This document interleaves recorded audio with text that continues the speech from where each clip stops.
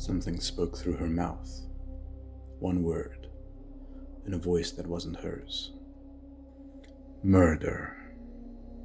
2 octaves deeper than her natural voice, completely flat, inhuman. Her sister heard it, confirmed it. That was not her speaking. Something else had taken control, used her voice. And in the forest, chasing their car down the mountain, was a skeletal figure with a deer's head and glowing red eyes. This is the Midnight Registry. In the space between midnight and dawn, when the world turns cold and the light is gone, something's watching from the tree-line edge. These are the stories they don't want you to know. Before we get into tonight's story, I want to give credit to where it is due. This encounter comes from a Reddit user who goes by Chlorine Bleach, posted on r/ghost stories. In this story, she and her sister were driving through the Colorado mountains at night on a family emergency when something began stalking them. What started as a strange sighting escalated into full possession, physical manipulation of their vehicle, and a skeletal figure with a deer's head and glowing red eyes chasing their car down a mountain road. This is one of the most terrifying accounts I've ever read, and it all happened on a stretch of highway between Leadville and Dillon, Colorado. A road you can drive on right now. Full credit goes to Chlorine Bleach for sharing her story.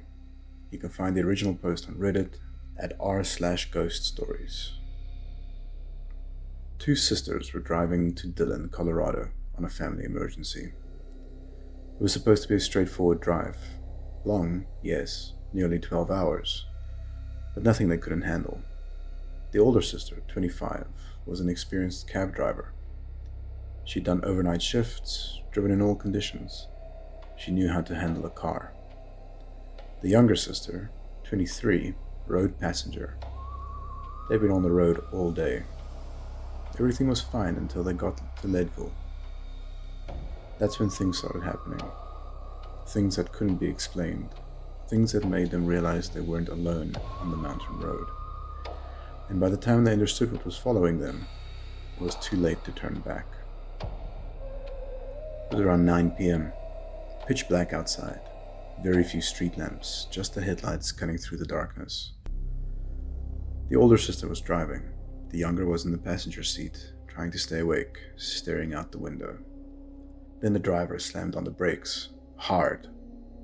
The young sister jerked forward, immediately alert. The sister was a cab driver. It took a lot to make her brake like that. Something was wrong. Before she could ask what happened, her sister told her to look up. Standing in the middle of the opposite lane was a coyote. Not just any coyote.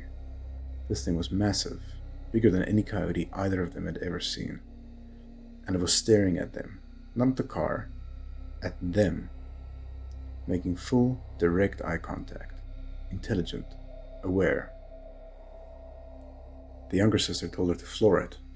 There was something wrong about the way the coyote was looking at them, too intelligent, too deliberate. As they passed it, she forced herself to look forward. She didn't want to see it anymore. They drove on, shaken, but laughing it off. They were both from the southwest. A lone coyote wasn't going to spook them that badly. Right? 5 minutes later, the driver asked, "Did you see that?" The younger sister thought she was messing with her. See what? But when she looked over, her sister was spooked. And it took a lot to spook her. The driver's voice was serious, concerned. "Dude, there was a hand. It just came out of the back seat and touched the dash." The younger sister felt ice through her veins. She tried to joke. It was late. They were tired. That coyote had freaked them out. But her sister was insistent. She'd seen it. "Show me what it did," the younger sister said. Her sister gestured toward the back seat. I saw a hand come up and touch the dash, like this. She made a fist and tapped it against the dashboard. The younger sister shook her head. She hadn't seen anything. "Let's just keep going," she said. I'm not turning back now. But that wasn't the end of it. Not even close. 10 minutes later, the younger sister glanced at the driver's side of the front windshield. On the opposite side of the road, standing at the edge, was a woman, all alone, wearing a torn white dress and barefoot, just standing there in the darkness. The younger sister opened her mouth to tell her sister to stop. This girl clearly needed help. But before she could get words out, they were already around the next bend. She looked in the rearview mirror. The woman was gone. Not walking away, not running, just gone. Vanished. The younger sister was really freaking out. She just wanted to get to the hotel. A few minutes later, they reached Leadville itself, around 10 or 11 p.m. The town was just as creepy as the road, maybe even more so. And she dreaded when they'd have to leave town and get back to that lonely mountain highway. They still hadn't seen another car in over an hour, which made what happened next even stranger. A few miles outside of Leadville, the driver grabbed her sister's arm. "Did you see that?" The younger sister said no. She was keeping her eyes on her side of the vehicle, not looking at whatever new horror her sister had spotted. The driver's voice was tight with fear. "I saw breath on the windshield, on the outside, like someone outside the car breathed on the glass." The younger sister was glad she hadn't seen that. If she had, she would have turned the car around. But they were almost there. They could hold out until Dillon. So like idiots in a horror movie, they kept driving. A few miles up the road, they came to a weird parking lot area at a bend. Maybe a hotel? Some kind of lit building in the middle of nowhere. And then they saw headlights, the first car they'd seen in a long time. But the car didn't pass them on the road. Instead, they both watched as the lights drove parallel to the road and disappeared. Not turned, not stopped, just vanished. They joked about aliens, a flying saucer, added it to the list of weird things they'd seen that night. But things were about to get much worse. The longer they drove, the more freaked out the driver looked. Finally, she said it. "The lane lines are disappearing. I can't tell the difference between one lane and the other." On a 2-lane mountain road. The younger sister could see them just fine, but her sister, an experienced driver who woke up at 2 a.m. most days to work, swore she couldn't see the lanes on either side. Only her years of experience kept them on the road. The car started to feel like it was in free fall, not out of control, but like an invisible force was pushing them from behind, trying to make them go down the mountain faster. The driver was riding the brakes hard, fighting it, and the younger sister couldn't understand it. They were on less than 20-degree slope. Why did it feel like they were plummeting? "Hey," the driver asked, "is it windy outside?" The younger sister checked her phone. No wind at all. Inside a car you can hear wind, feel it pushing on all sides. Wind makes a distinctive sound. There was no wind that night. So why were the trees on both sides of the road swaying, bending back and forth like there was a storm outside, violent? But there was no storm, no wind, no clouds, nothing that could explain why those trees were moving like that. The younger sister started to pray. She was religious, and she was terrified, because underneath all the weirdness, a feeling was creeping up on her. There was something in the woods, watching them. The trees felt alive, and there was a darkness. She couldn't explain it any other way. It felt evil. The younger sister kept repeating, "There's something bad here, something bad happened here. I don't like it," over and over. Her sister asked what she meant. Why was she saying that? The younger sister considered herself sensitive. She could pick up on the energy of spirits and places. So she did something incredibly stupid. She opened herself up to whatever was out there. Her sister asked what happened, and then a word came out of her mouth, in an inhuman, guttural growl. "Murder." That voice was not her voice. That thing speaking through her was not human. As soon as the word left her mouth, she burst into tears, terrified beyond anything she'd ever felt.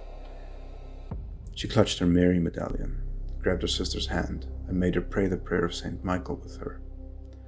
And when they prayed, it was like something was trying to stop the words from coming out of her sister's mouth, fighting them and resisting. The young sister had never been that scared in her entire life. Later, at the hotel, they were talking about everything that happened. That's when the driver said, "You didn't see it, did you?" The younger sister asked what she meant. Her sister couldn't lie to save her life. She started laughing when she lied. It was her tell. But she wasn't laughing now. She was dead serious. She told her what she saw. A skeletal figure in the woods. Human body. All bone with rotten flesh hanging off of it. But the head was a deer skull with glowing red eyes. And it had been following their car from the moment the trees started moving, chasing them down the mountain, keeping pace, watching. The young sister was very glad her sister had waited until they were safely in the hotel to tell her that. The next day, the younger sister casually asked her stepmom, who was from the Denver area and had family in Dillon, if she'd ever experienced anything weird on that road. She didn't even have to specify which road. Her stepmom knew immediately. She said when she was a kid, that stretch of road used to freak her out. She'd fall asleep in the car, but the moment they got to that part, she'd wake up, too scared to sleep. In the car they'd seen driving parallel to the road, the one had vanished. The stepmom said the roads used to be built differently back in the day. They would have run parallel to the mountain, not alongside it. They'd seen a ghost car driving on a road that no longer existed. The stepmom told another story. When she was a teenager, she and her dad were driving that road at night. She was in the passenger seat. She looked up and saw oncoming headlights in their lane, and she screamed and threw her hands up. Her dad swerved, almost crashed, and asked her what was wrong. She asked if he saw that car. He said, "No, of course not. There was no car." Just like the woman in the torn white dress, just like the hand reaching from the back seat, just like the breath on the windshield. Warnings. Things trying to tell them to turn around, to stop. The hand making a fist, sign language that means stop. That ignored every warning, and the thing in the woods had almost killed them for it. Both sisters agree. Whatever that entity was, it was trying to harm them, maybe even kill them. It screwed with the driver about the lane lines, tried to push them off the mountain, possessed the younger sister and spoke through her in an inhuman voice. The driver said when her sister spoke that word, murder, it was 2 octaves deeper than her natural voice, completely flat, absolutely not human. They believe it was a Wendigo, a creature from Native American folklore. An evil spirit associated with winter, famine, and cannibalism. Some describe it as a skeletal figure with a deer or elk skull for a head.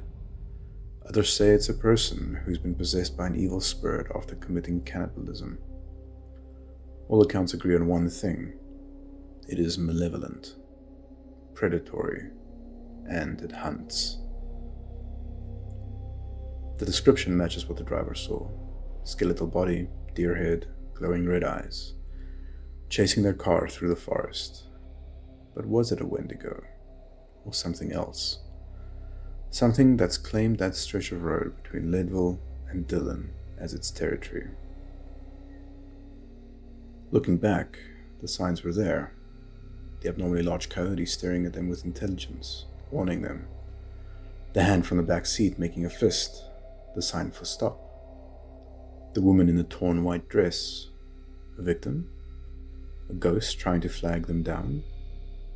The breath on the windshield, something close, too close.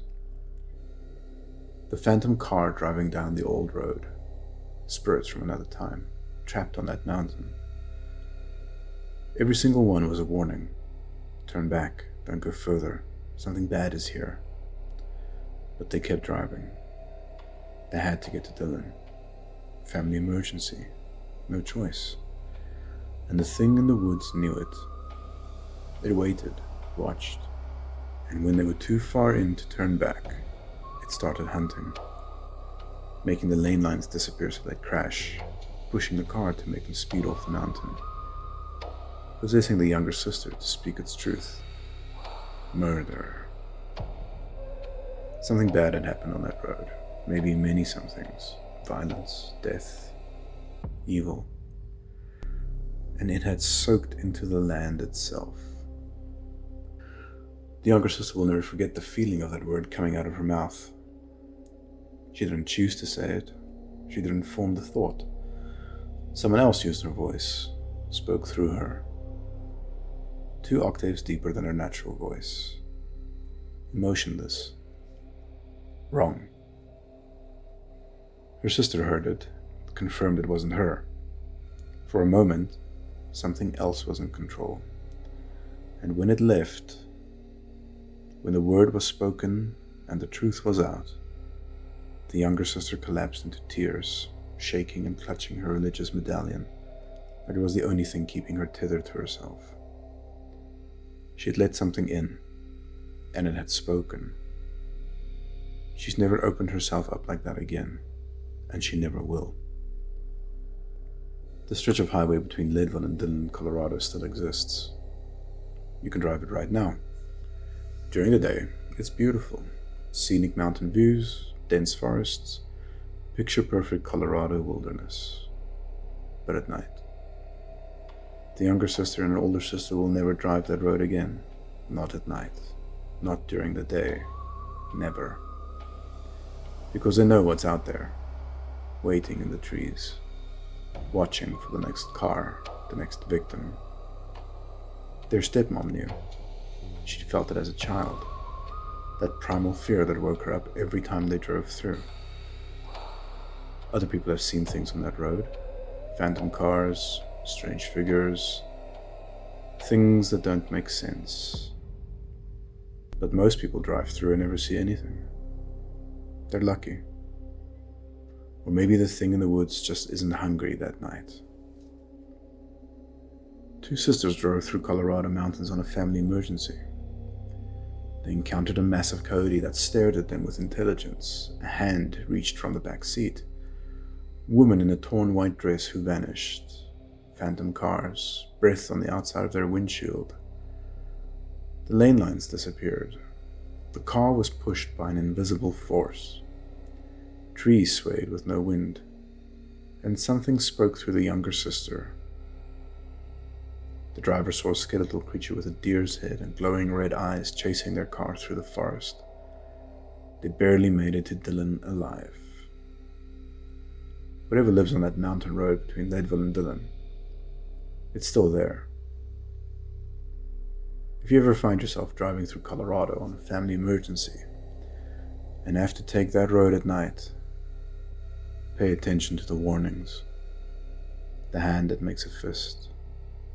The woman in white. Because if you ignore them, something else will start talking. And you won't like what it has to say. The word murder is spoken in a voice 2 octaves deeper than her own. I've investigated dozens of possession cases. Most are psychological, sleep deprivation, stress, or suggestion. But her sister confirmed it. That voice was not human. And every warning they ignored, the coyote, the hand, the woman in white, the breath on the glass, was something trying to save them. Multiple entities attempting intervention before the Wendigo struck. They were given every chance to turn back. Every single one. The question that keeps me awake: what happened on that road to create something this malevolent? What murder was it referring to? Some roads remember violence, and some things never forget. Sleep well. Welcome to the Midnight Registry, where the darkness keeps its secrets. Welcome to the Midnight Registry.